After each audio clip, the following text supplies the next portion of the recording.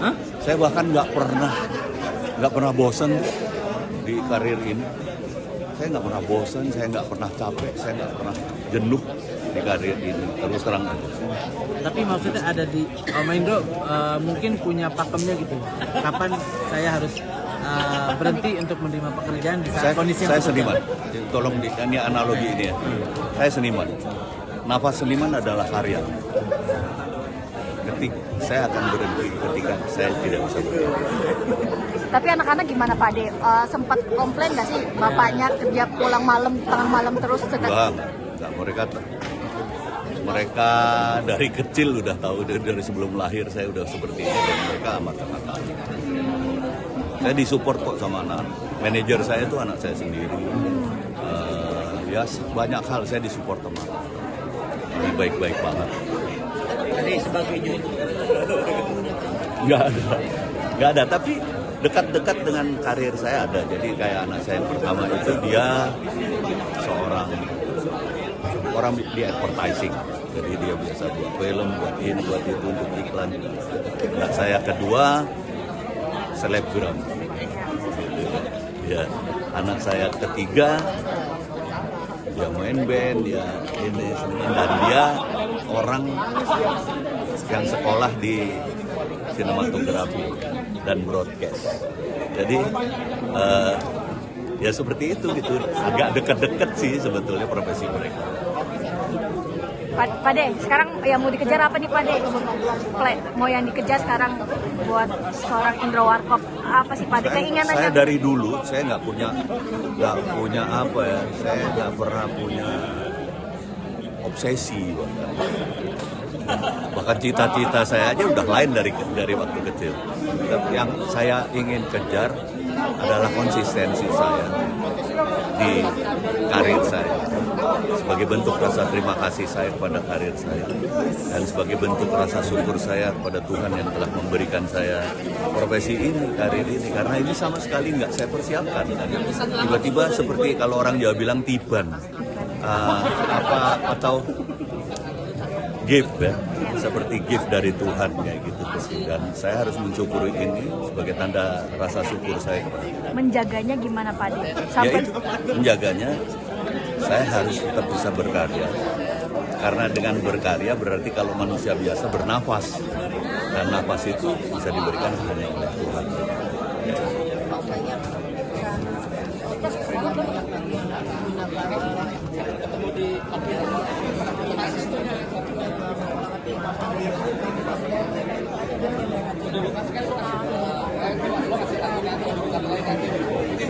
Ya itu yang saya katakan tadi.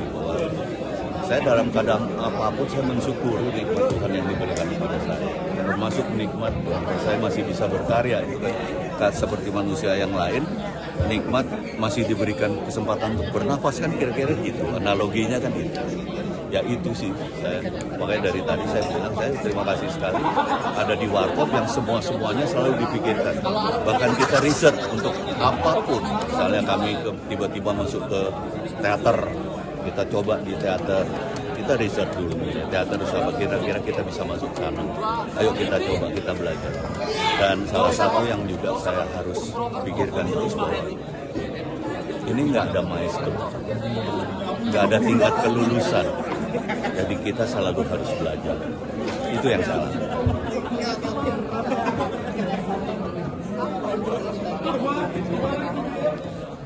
Ya itu yang harus saya syukuri. Salah satunya misalnya ketika waktu itu dari dulu ngomong suka kasar-kasaran gitu ya. Kalau ngelihat fans gitu. Tiba-tiba dulu kan belum ada handphone ya. Jadi selalu mereka meminta tanda tangan. Ada yang di kaos, ada yang merasa di pipi juga. Jadi kita selalu bawa spidol, kadang-kadang begitu ngeliat ada pen gitu. Yuk majikan datang, yuk siap-siap gitu. Kita bilangnya majikan bahkan gitu. Karena apa? Karena mereka kan yang membayar kita gitu. Kayak misalnya anggota DPR, sayangnya mereka nggak berpikir itu ya. Anggota DPR sebetulnya harusnya benar-benar harus perhatiin rakyat karena mereka wakilnya rakyat kan kayak gitu. Sampai ada. Nah, alhamdulillah kami merasakan itu gitu bahwa majikan kita datang, majikan siap-siap. Artinya siap-siap itu udah nyiapin spidol, bolpen, apa gitu. Sampai itu detail itu ya Pak De? Iya. Atau saya biasanya disuruh teman-teman kita nyetak foto sudah ditanda tangani bertiga. Itu biasanya kita udah harus siapin. Berapa Karena banyak itu Pak De?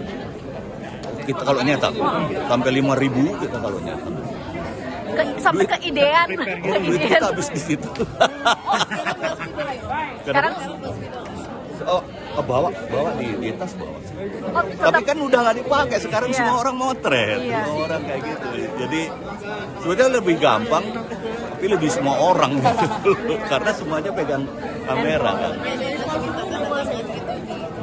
Kemarin kebetulan saya di Granat, saya kebetulan ada pelayanan untuk anak-anak SMA 4 kemarin, penyuluhan anti narkoba.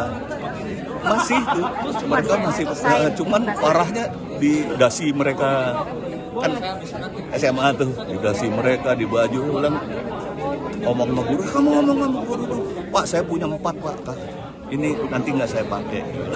Ya. Oke kalau boleh sama guru saya mau, tapi kalau nggak.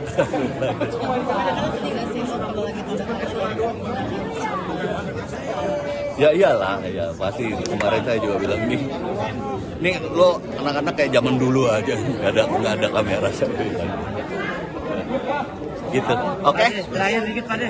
Pak De, di tengah kesuksesan Pak De, maksudnya dari Warkop sampai sekarang tetap menjadi konsistensi.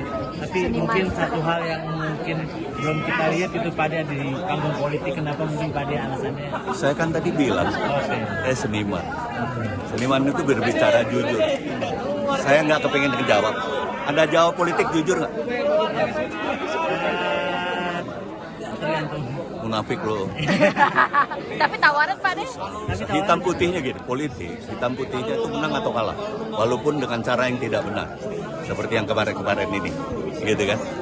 Seniman nggak bisa gitu. Saya hanya bisa melawak, nggak mungkin saya ngelukis. Nggak mungkin saya mempengaruhi orang dengan untuk melukis. Nggak mungkin. Saya pasti akan berkarya di bidang saya. Dan itu yang tadi saya maksud kejujuran dari seorang seniman. Tawaran ada? Jadi mohon maaf, menurut saya seniman di Indonesia ya, dengan politik seperti di Indonesia, saya pikir seniman nggak akan mungkin jadi. Kenapa? Karena berlawan. Kecuali dia meninggalkan kesenimanannya, kemudian terjun ke politik. Tapi kan sekarang aneh juga. Saya misalnya nanti ikut politik, saya dipilih karena saya ingin berwarkop. Saya harus berjuang di dunia kesenian. Yang sekarang adakah yang seperti itu? Enggak, karena mereka nggak akan ditaruh di tempat ini. Makanya kemarin komen nanya, kok saya di pertanian? Saya nggak ngerti nih soal tani, saya harus belajar kemana? Orang belum bisa jadi politik.